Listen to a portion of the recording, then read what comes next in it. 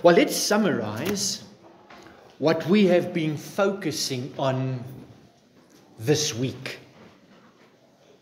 On Friday, we considered Christ's prayer for his disciples,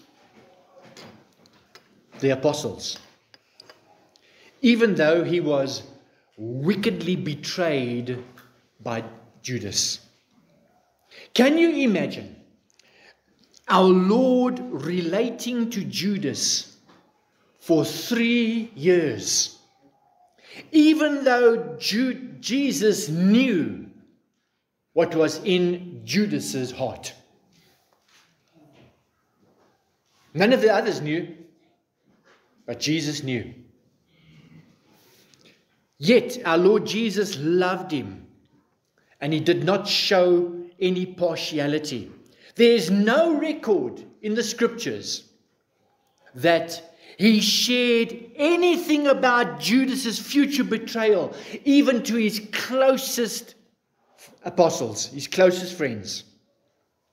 Then Peter Gilmer reminded us that Christ prayed for the church.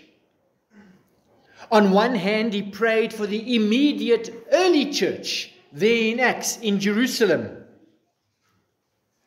which we have been learning about in Acts. And on the other hand, he prayed also for the future church in generations to come. He certainly did pray for the church in the Dark Ages. He prayed for our forefathers in the classical era, the church in the Middle Ages, the early modern era, as well as us in the modern era today. He prayed for us. He prayed for the church who was to go through the Reformation, the Renaissance, the Enlightenment, modernism and postmodernism. I've often wondered if my lineage knew Christ. Dear beloved, he prayed for the church in the latter days, which I believe we are in now, closer than ever. We are way beyond this postmodern era. We are post everything. We're in the last days of Revelation's symbolic image of that harlot on the dragon. That symbolism points to our generation. I have no doubt about that. Which is desperately pursuing, our generation is desperately pursuing their sexual revolution and the rise of modern self. Men and women love themselves. This is a fearless generation. Grossly misled by aggressive, unapologetic deception. And they'll hang on to that. If this is making you feel uncomfortable, good. I need to tell you the truth. I'm not here to make you feel comfortable or feel good about yourself. I'm here to honor Christ, honor God, and bring you the truth, that you come face to face with what my heart looks like outside of Christ. This is the battlefield we are in. And it does scare Christians. Did Christ know this all would happen? Without a doubt, yes. He said, I am the Alpha and the Omega, the beginning and the end. So he knew about the beginning. He was the beginning, and he knew about the end because he is the end. He said in Matthew 24, verse 32, I'll give you a chance to find it. Matthew 24, verse 32. And he's telling us about this generation, and he's using symbolism in his story, in his parable. He says, now, verse 32, Matthew 24:32. Now learn this parable from the fig tree. When its branch has already become tender and puts forth leaves, you know that summer is near. So you also, when you see these things, know that it is near at the doors. Assuredly, I say to you, this generation will by no means pass away till all these things takes place. Heaven and earth will pass away, but my words will by no means pass away. My friends, this generation is talking about us. Why did Jesus pray for us in the Garden of Gethsemane then? Why? Well, his plan was first to establish the church's one foundation, and him the chief cornerstone. He prayed for his apostles, the foundation of the church, Christ the chief cornerstone. And then he'll build his church on that foundation. Regretfully, some think that Jesus forgot about the foundation, and so we need some more apostles today, dig it all up and put them into the foundation again, start building again. Something's wrong with that picture. Our Lord is logical. He is a good master builder, and he's building his church. Tacitus reminded us how Peter and Judas denied the Lord, and our Lord was arrested and put on trial.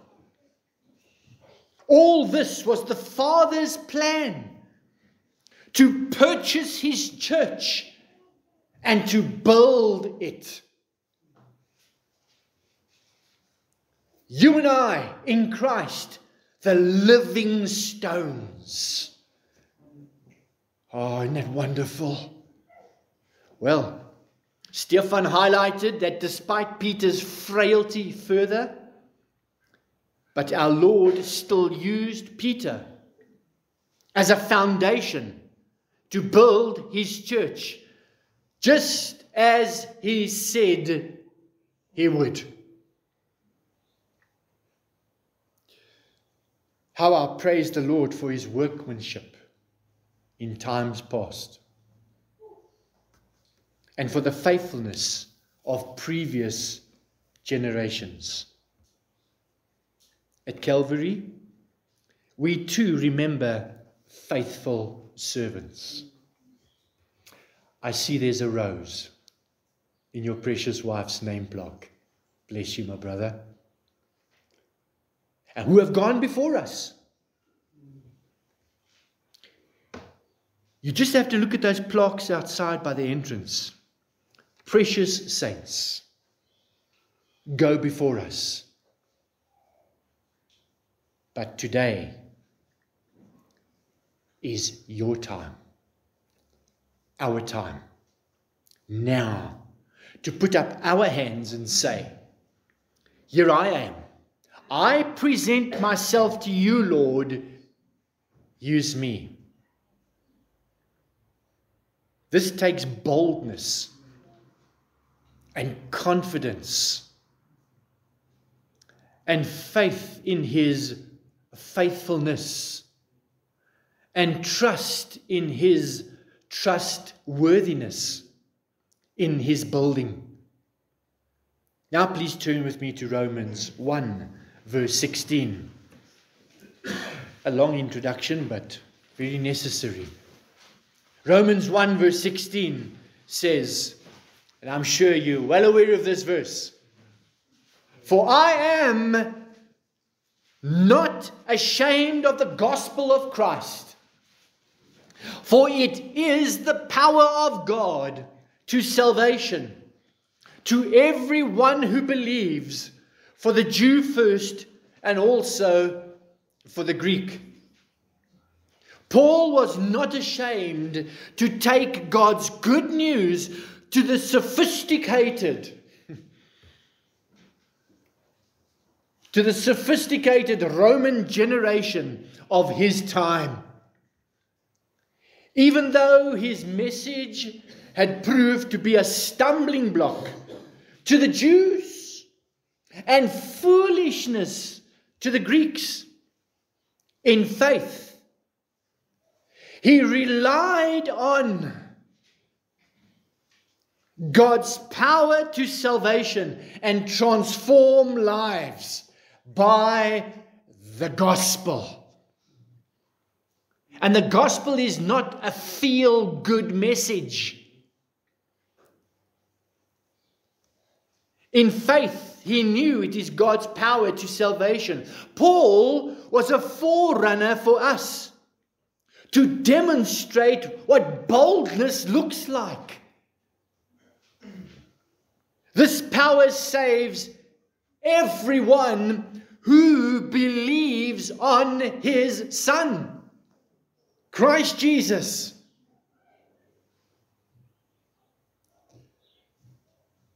This power was extended equally to Jews and to Greeks of that generation. And today, it extends to Xhosas.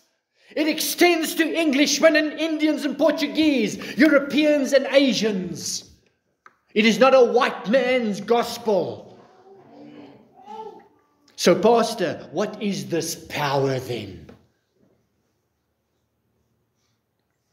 Is it working miracles and healings and visions and dreams and revelations?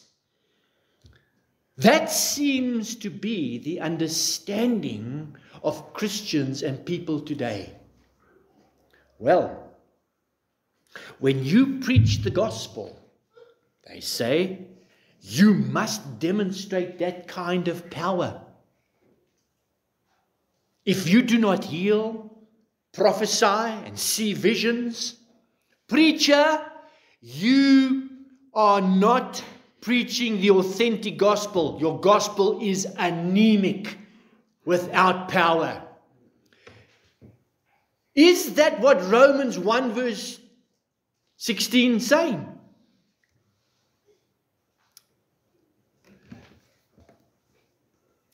At best, untaught, undiscerning preachers promote that kind of power. Dreams, extra revelation, power, healing, raising from the dead.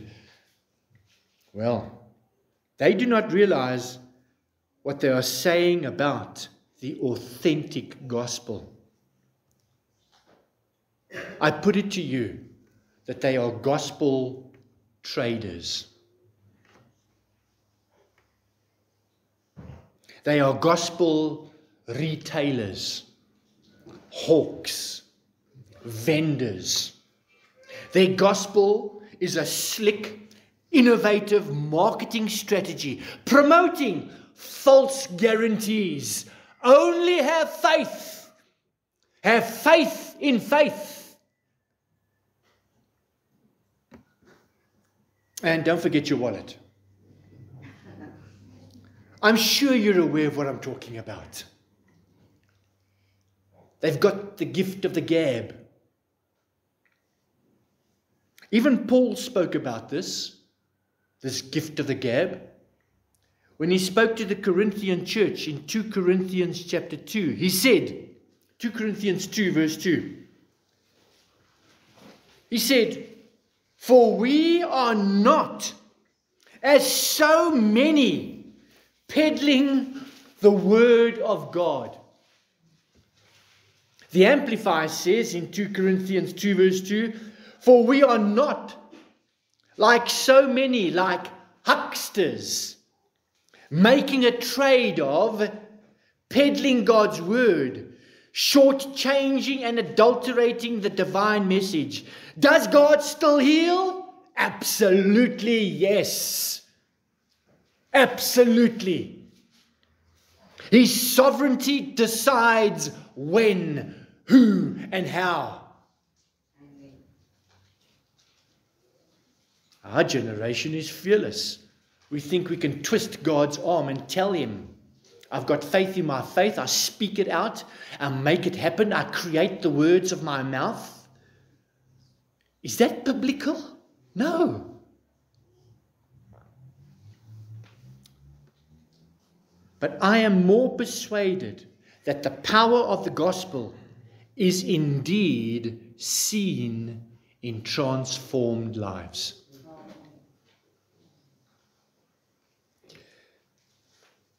Which we will witness later this morning.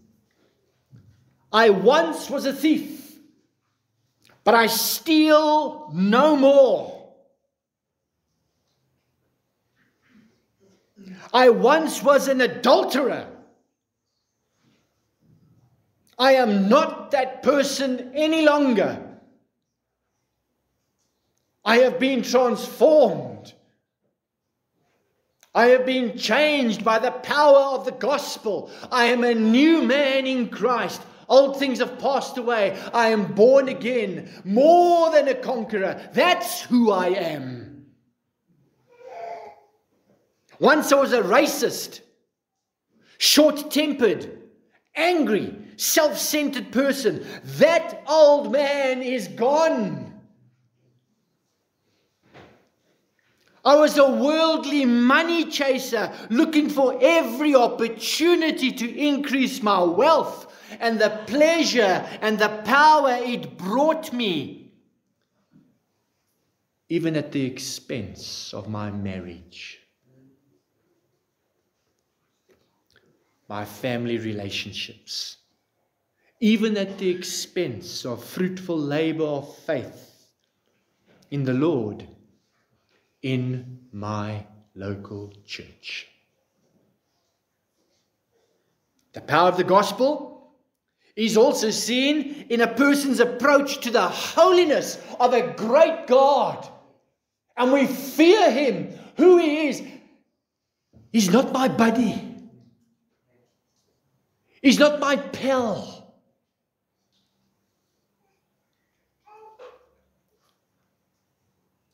There is a fear of God and a desire to love him and please him and honor him and respect him and live how he wants me to live. The power of the gospel is also seen and heard as the person learns to hate sin. I'm sorry to say that in many pews, there are Christians who have respectable sin.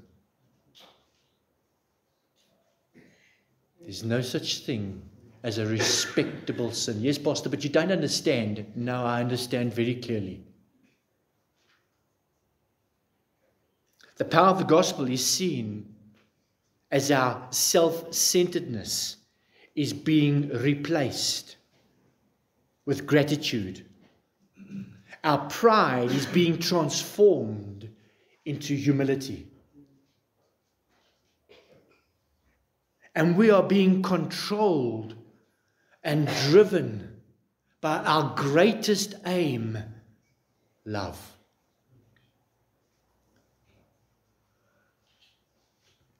I tell you, outside of Christ, you have no idea what I'm talking about. You might understand the words, but you have never experienced the love of God transforming your heart in Christ Jesus. If you did, you'd be a different, transformed person altogether.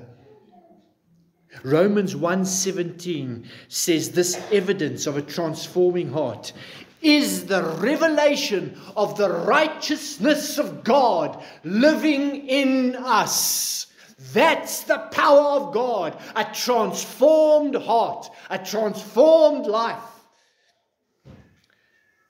This is the church that Christ is building. Does this describe you?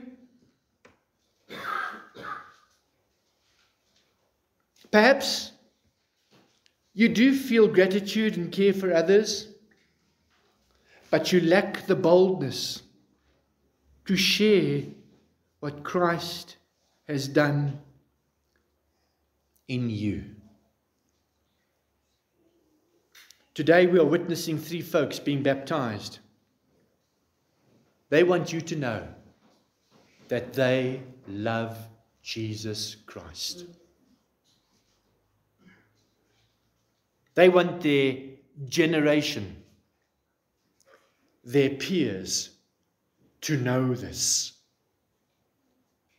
They want their family to know that Christ has come to me.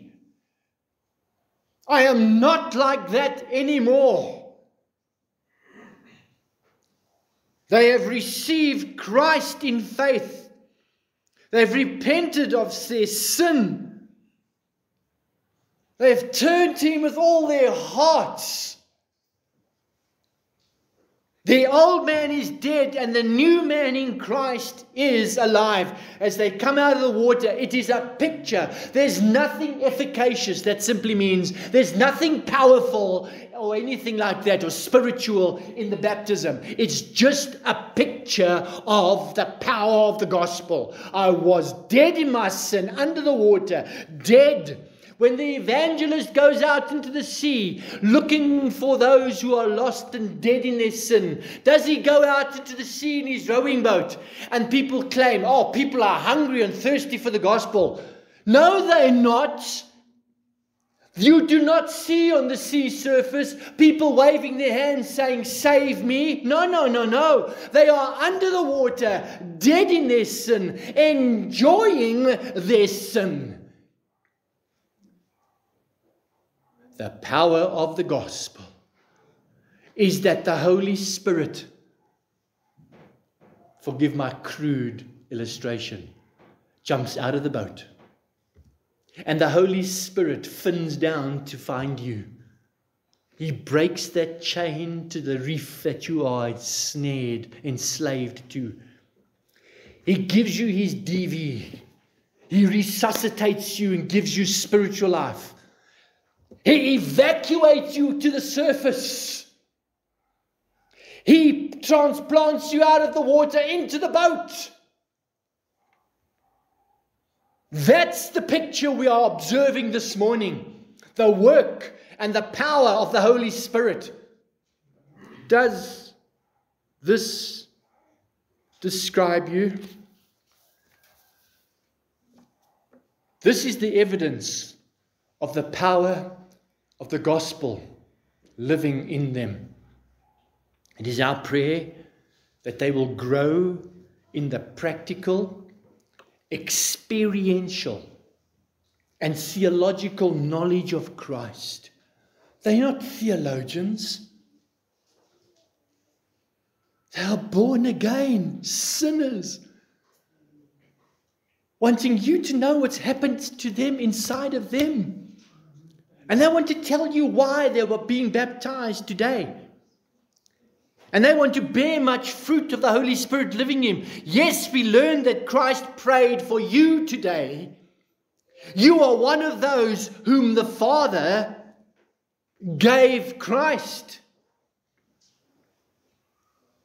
In this transforming process of Romans 1:17, it says that the power of the gospel is the righteousness of God, is revealed from faith to faith, as it is written, the just shall live by faith.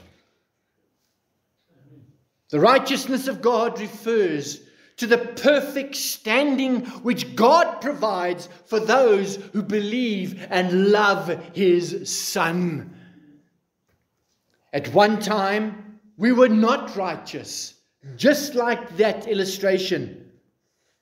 But God in His mercy and grace now treats you as righteous because God's righteousness has been imputed to your account. You are clothed in the righteousness of God Himself. Because your sin and my sin was imputed unto Christ at the cross.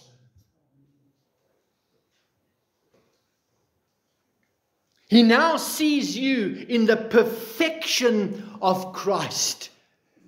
That's who I am. That's who I am. I think many Christians have an identity crisis. Looking at the old man, looking at the new man, looking at the old man, looking at the new man. Who am I going to be today? No, there's no crisis when you're a child of God. I am a new creation in Christ. He now sees you in the perfection of Christ. This is another aspect of the power of the gospel, which we are unashamed of. This Passover, this Easter, we have been reminded of Christ's betrayal. His brokenness yesterday as we had Holy Communion together. And today we're being reminded of our boldness to be faithful to the Great Commission and acknowledge Him to our generation in an appropriate response. Bold enough to tell my generation that God first loved me. And now I love Him. And I want to be baptized.